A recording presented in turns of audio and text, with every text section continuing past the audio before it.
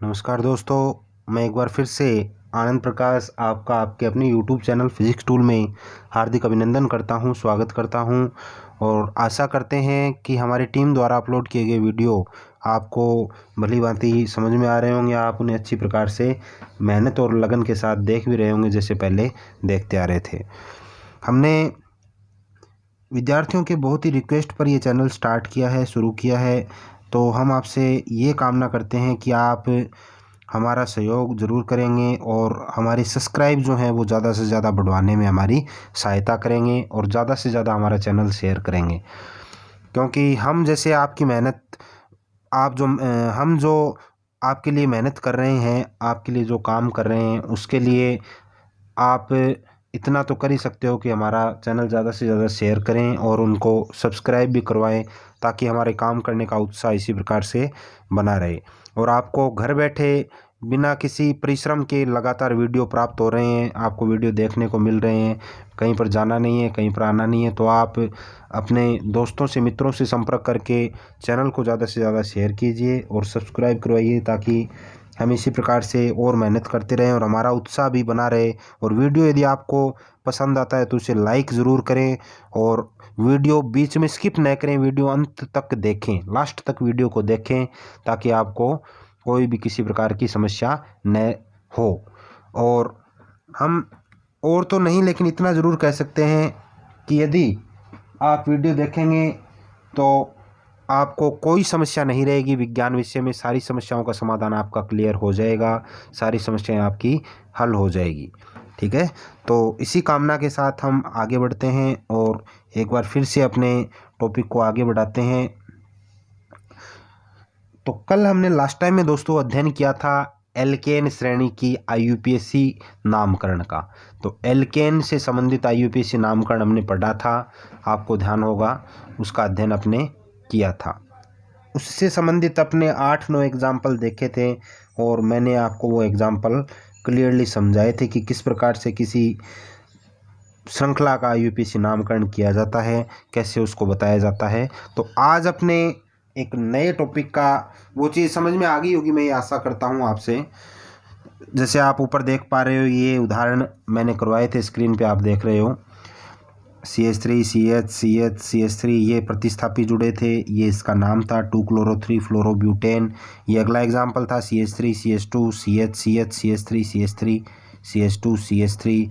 तो इसमें ये तो श्रृंखला बन गई, लंबी कार्बन श्रृंखला 5 कार्बनों की, ये 2 प्रतिस्थापी हो गए, 3 एथिल 2 मेथिल, 5 कार्बन, इसलिए पेंटेन इसका नाम हो गया। ये एग्जाम्पल अपने पढ़े थे। अब आज अपने आगे जो अध्ययन करेंगे, आगे जिस चीज़ का जिक्र करेंगे, वो एक नया टॉपिक है और IUPAC से संबंधित है, उसका अपने अध्ययन करते हैं। तो उसका नाम है दोस्तों, अगले टॉपिक का जो अपना एल्केन श्रेणी अपने पढ़ लिए, आज पढ़ेंगे एल्कीन का नामकरण। क्या पढ़ेंगे? एल्कीन का नामकरण। तो एल्कीन का नामकरण आज अपने जो पहला टॉपिक पढ़ लिया था, दूसरा टॉपिक जो पढ़ रहे हैं वो है दोस्तों एल्कीन का नामकरण।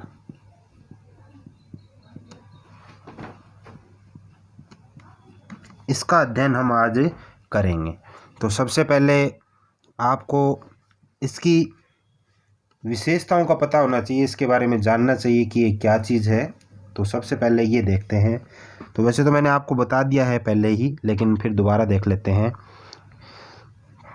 ये हमारे चैनल का लिंक है, इस पर आप इसको सर्च कर सकते हो, youtube.com फिजिक्स टूल। ठीक है, तो ऐसी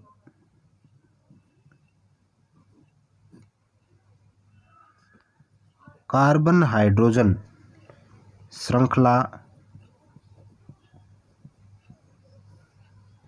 जिसमें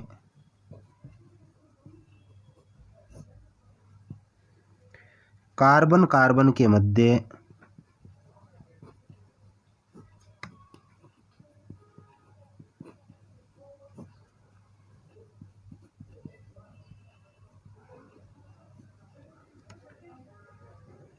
द्विबंध पाया जाता है।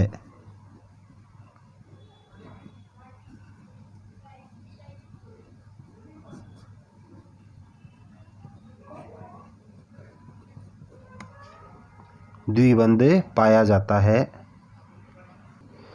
तो द्विबंध पाया जाता है, ठीक है, द्विबंध पाया जाता है, उन्हें एल्कीन कहा जाता है।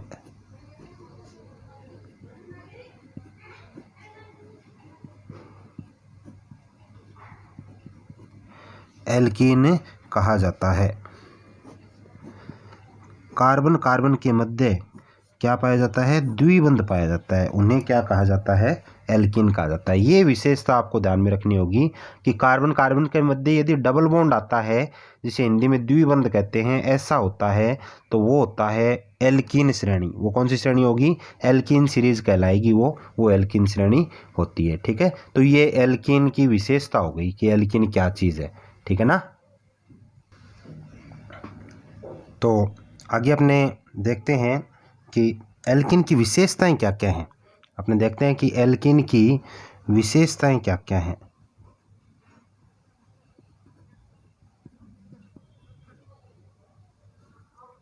विशेषताओं का अध्ययन करते हैं कि ये कौन सी विशेषता प्रदर्शित करता है, ठीक है।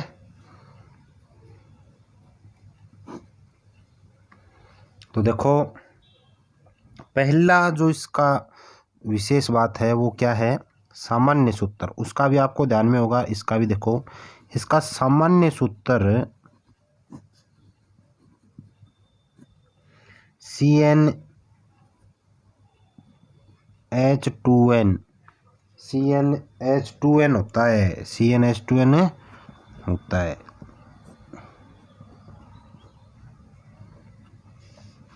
अब जैसे यहाँ पर n का मान यदि आपने 2 ले लिया तो कार्बन उसमें 2 हो जाएंगे। कार्बन कितने हो जाएंगे? 2। कार्बन 2 हो गए। फिर इस सूत्र में आप मान रखोगे तो हाइड्रोजन उसमें कितने आ जाएंगे? 4 हो जाएंगे। हाइड्रोजन कितने हो जाएंगे? 4। इसके हिसाब से, क्योंकि डबल बॉन्ड होगा इसमें क्या होगा? डबल बॉन्ड, ठीक है ना। तो हाइड्रोजन फिर उसमें कितने आ जाएंगे? 4 आ जाएंगे। तो ये तो होगी इसकी पहली विशेषता। सामान्य सूत्र CnH2n होता है, ठीक है। इसको याद रखना आपको भली भांति, इस पर क्वेश्चन किया जाता है। दूसरा देखो, इसका श्रेणी का सबसे छोटा सदस्य 2 कार्बन परमाणु का होता है। दूसरा क्या है? इसका श्रेणी का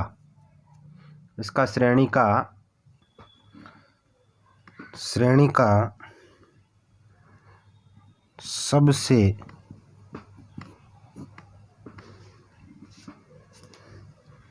छोटा सदस्य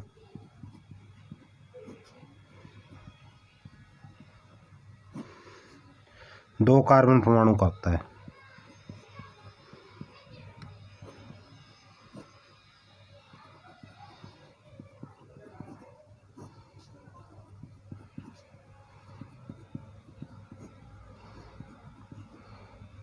दो कार्बन परमाणु का होता है। तो एक तो जैसे पीछे किसी स्टूडेंट ने क्वेश्चन किया था, उसका भी ये उत्तर हो गया, वो मैंने वहाँ भी बता दिया था कि जैसे अब एल्कीन श्रृंखला जो है उसमें जैसे CH4 है, उसको उसमें नहीं बताया जा सकता, क्योंकि उसमें सिर्फ इसके लिए सिर्फ कम से कम 2 कार्बन चाहिए। डबल बॉन्ड आता है ना इसमें, तो डबल बॉन्ड के लिए कम से कम कितने कार्बन चाहिए? 2 कार्बन। तो ये इसका एक विशेष नियम हो गया। अगला देखो, तीसरा, इस श्रेणी के सदस्यों को इन विशेषताओं में भी क्वेश्चन बन जाता है, कम से कम 1-2 नंबर का प्रश्न पक्का है। जैसे ये क्वेश्चन इंपॉर्टेंट है, ये सामान्य सूत्र इंपॉर्टेंट चीज़ है, इसका सामान्य सूत्र ये होता है, ये चीज़ इंपॉर्टेंट है, ठीक है ना। एक तो ये पहला पॉइंट हो गया, ये इंपॉर्टेंट है। और तीसरा पॉइंट भी इंपॉर्टेंट है इसका, तीसरा जो पॉइंट है वो भी इसका क्या है? इंपॉर्टेंट है। तो इस श्रेणी के सदस्यों को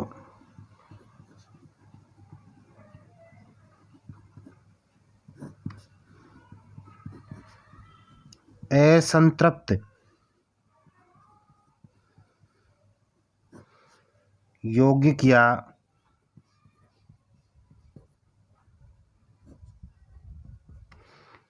या हाइड्रोकार्बन कहा जाता है।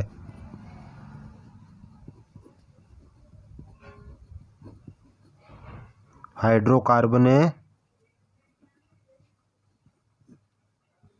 कहा जाता है।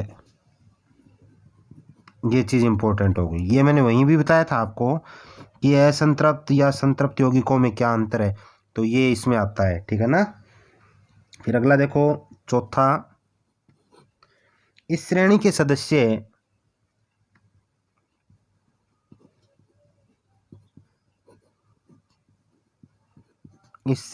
सदस्य ब्रोमीन जल के साथ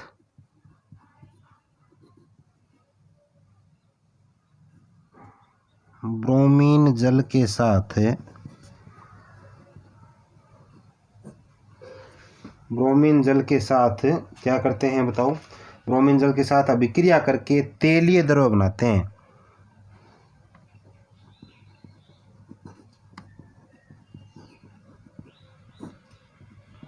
अभिक्रिया से तेलीय द्रव बनाते हैं।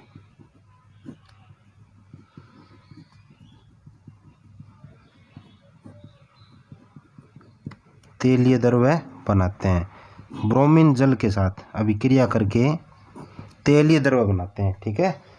अतः इन्हें ओलिफिन्स कहा जाता है। तो ये चीज़ भी इम्पोर्टेंट हो गई, ये भी इम्पोर्टेंट हो गया, ठीक है ना, क्योंकि इसमें एक परिभाषा बन रही है। ओलिफिन्स क्या है? तेलीय द्रव बनाते हैं, अतः इन्हें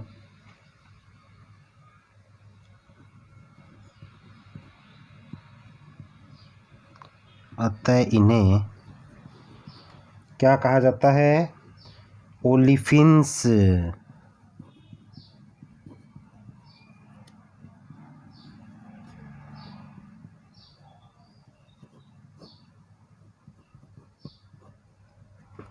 ओलिफिन्स कहते हैं, अतः इन्हें ओलिफिन्स कहा जाता है। ये डेफिनेशंस बन गई ना। ओलिफिन्स क्या है? तो यानी एल्कीन श्रेणी के सदस्य ब्रोमीन जल के साथ अभिक्रिया करके एक तेलीय द्रव बनाते हैं, तेल जैसा, तो वो ओलिफिन्स कहलाते हैं बच्चों। वो क्या कहलाते हैं? ओलिफिन्स, ठीक है ना। और पांचवा पॉइंट देखो क्या है इसका, इस श्रेणी का अनुलग्न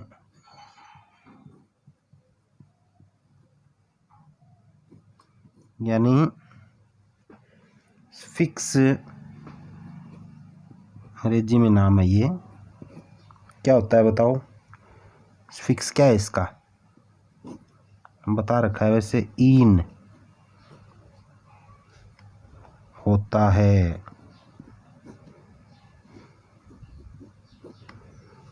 ठीक है ना। फिक्स क्या है इसका? ईन, ठीक है। इस श्रेणी का अनुलग्न या फिक्स जो है वो ईन है, ठीक है। तो ये हो गई दोस्तों इस श्रेणी की विशेषताएं, ठीक है ना।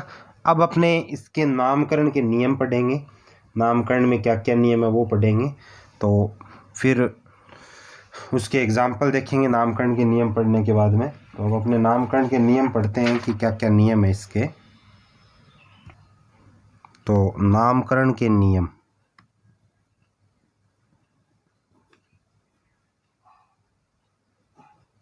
एल्कीन के नामकरण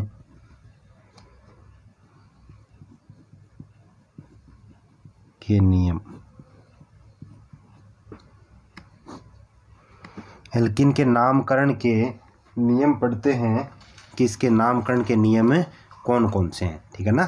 तो एल्कीन के नामकरण के नियम देखो। अब अपने विशेषताएं पढ़ ली हैं, विशेषताओं पर भी आपको ध्यान रखना है कि इसमें कौन कौन सा क्वेश्चन क्रिएट हो सकता है, विशेषताओं पर उनको आपको देखना है।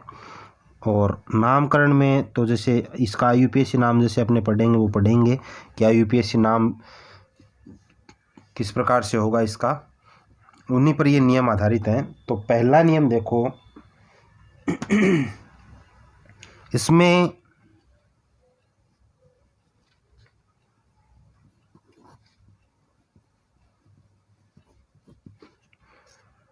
इसमें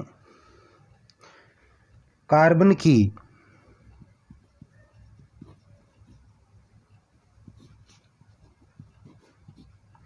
द्विबंध युक्त सबसे लंबी श्रृंखला का चयन करते हैं।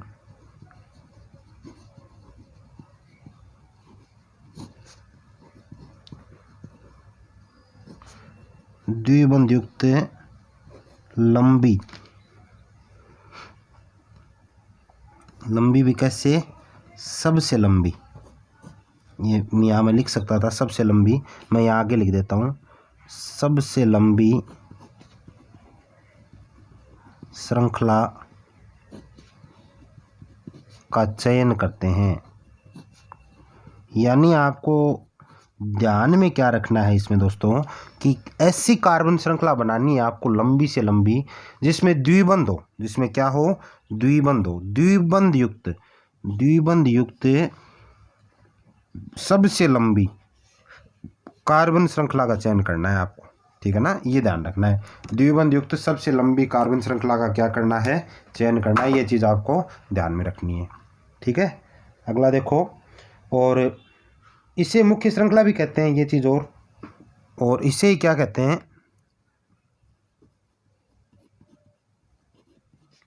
इसे ही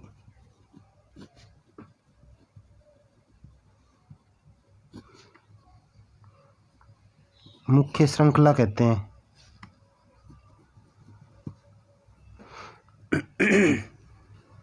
और मुख्य श्रृंखला के बाहर वालों को प्रतिस्थापी कहते हैं, तथा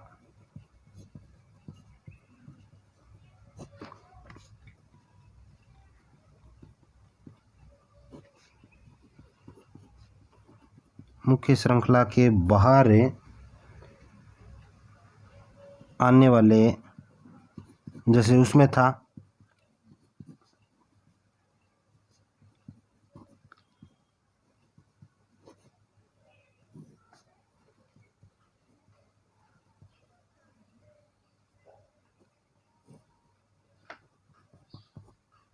प्रतिस्थापी कहलाते हैं। मुख्य श्रृंखला के बाहर आने वाले क्या कहलाते हैं, प्रतिस्थापी कहलाते हैं। ये मुख्य श्रृंखला होगी, इसके बाहर वाले क्या कहलाते हैं, प्रतिस्थापी। ये चीज़ आपको ध्यान में रखनी है, ठीक है। तो ये हो गया पहला नियम। दूसरा नियम देखो इसका, मुख्य कार्बन श्रृंखला का अंकन उस दिशा से करते हैं जिस दिशा से द्विबंध को कम अंक मिले। मुख्य श्रृंखला का अंकन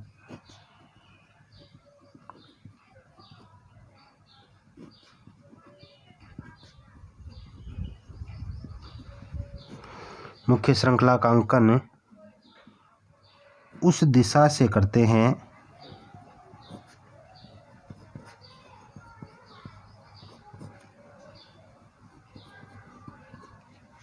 मुख्य कार्बन श्रृंखला का अंकन उस दिशा से करते हैं जिस दिशा में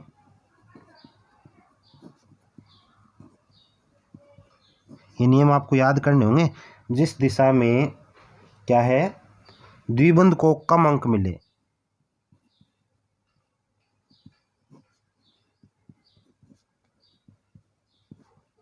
कम अंक प्राप्त हों, यानी डबल जो बॉन्ड है ना, डबल बॉन्ड श्रृंखला में आना चाहिए, ये इसकी शर्त है।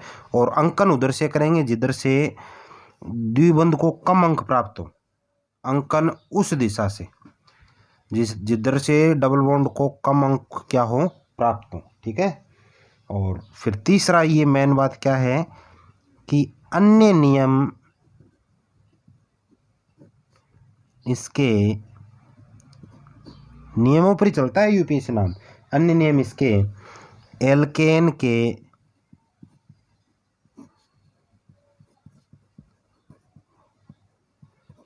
नियमों की तरह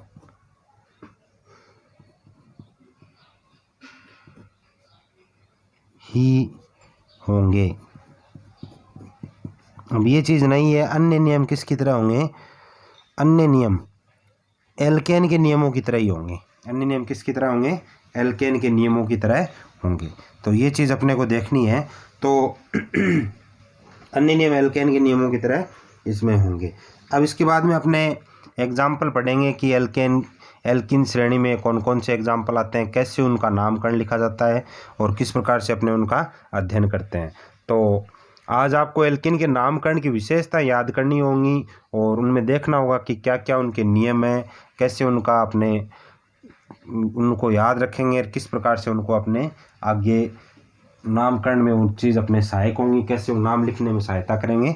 तो फिर उसके बाद में अपने एग्जाम्पल पढ़ेंगे, और जैसे एल्केन के अपने एग्जाम्पल पढ़े थे एल्केन श्रेणी के, उसी प्रकार से एल्कीन श्रेणी के भी अपने क्या पढ़ेंगे, एग्जाम्पल पढ़ेंगे, और उसमें देखेंगे कि किस प्रकार से उनका अपने नाम आसानी से लिख सकते हैं। ठीक है, तो मैं आशा करता हूँ कि हमारे द्वारा जो ये बताई गई बात आपको समझ में आई होगी।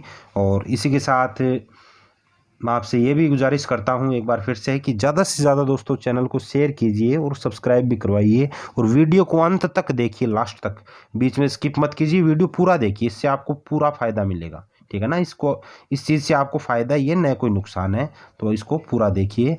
और एक बात और मैं बताना चाहूँगा कि सुबह 8 बजे आपके 10th क्लास की वीडियो अपलोड किए जाते हैं, और 10 बजे 9th क्लास विज्ञान का वीडियो अपलोड होता है हमारे यूट्यूब चैनल फिजिक्स टूल में, और 11 बजे सीनियर भौतिक विज्ञान साइंस का यूट्यूब चैनल पर वीडियो अपलोड किया जाता है। शाम को 5 बजे भी एक वीडियो सीनियर क्लास का अपलोड किया जाता है। तो इनसे संबंधित कोई विद्यार्थी यदि आपके संपर्क में हो तो आप उनको भी सूचना दें, उन्हें भी ज़्यादा से ज़्यादा बताएं, ताकि वो भी इस चीज़ का भरपूर लाभ उठा पाएँ, भरपूर फ़ायदा उठा पाएँ। और यदि आपने चैनल सब्सक्राइब कर रखा है तो जैसे ही हमारे द्वारा कोई नई सूचना, नया नोटिफिकेशन आता है तो आपको वो स्वतः ही आपके मोबाइल पर प्राप्त हो जाएगा। सब्सक्राइब करने का एक ये भी फ़ायदा है, और तो उसको सब्सक्राइब करना भी अति आवश्यक है, और जैसे ही कोई वीडियो डाला जाता है तो वो मिल जाता है आपको। और संडे टू संडे सुबह 11 बजे, संडे को सुबह 11 बजे हमारे द्वारा हम कोशिश करते हैं कि हमारी टीम पूरी कोशिश करती है इस चीज़ पर कि हमारे द्वारा किसी न किसी नए वैज्ञानिक पर या नए व्यक्ति की जीवनी पर प्रकाश डाला जाए, जिससे आपको उसके जीवन से, उसकी जीवनी से कुछ प्रेरणा मिले और कुछ सीखने को मिले जो आपके जीवन में लाभप्रद हो। जो उन्होंने महान कार्य किए उनसे आप भी कुछ सीख सको और उनसे प्रेरणा ले सको, ताकि वो आपके लिए ज़्यादा से ज़्यादा फ़ायदेमंद हो, आपको लाभ पहुँचाए, ऐसी हम कोशिश करते हैं। और उनसे आपको सीखना भी चाहिए, उनकी जीवनी को आपको जानना भी चाहिए वैज्ञानिकों की, कि उन्होंने क्या क्या कहा है, किस प्रकार से क्या कुछ चीज़ें बताई हैं। बहुत सारे एग्जाम्पल, जैसे अभी पीछे संडे को वीडियो आया था आइंस्टीन महोदय की जीवनी पर, तो वो एक मंद बुद्धि बालक थे और किस प्रकार से उन्होंने अपने जीवन को देखो चारों ओर प्रकाश से भर दिया, और सब जगह उनका नाम उजागर हुआ कि आइंस्टीन एक बहुत बड़े महान वैज्ञानिक के रूप में उभर करके आए और सभी लोगों ने उनको जाना। तो आज की वीडियो में इतना ही, इसी के साथ मैं विदा चाहूँगा, और घर में रहिए, सुरक्षित रहिए। जय हिंद, जय भारत।